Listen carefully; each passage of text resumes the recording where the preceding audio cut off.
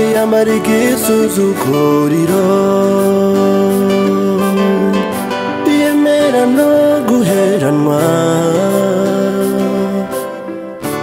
n'urupfu iminsi itatu wari umuremyi w'ijuru n'isi hasiga icyubahiro hababazwa bitavugwa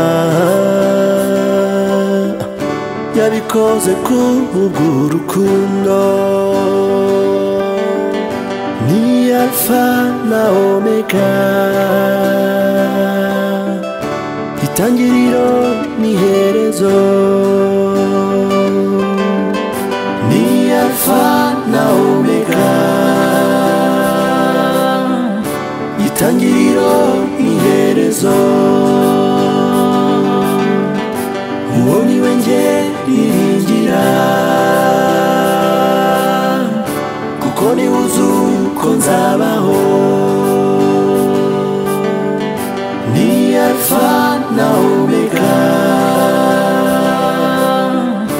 itangiriro n'iherezo uwo ni we njye niringira kuko niwe uzi uko nzabaho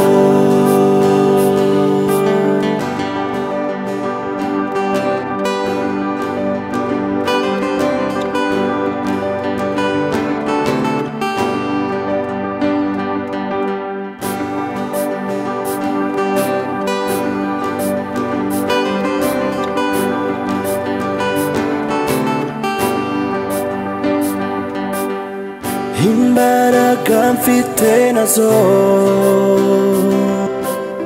ni uzingenera umwuka mpumeka nawo ni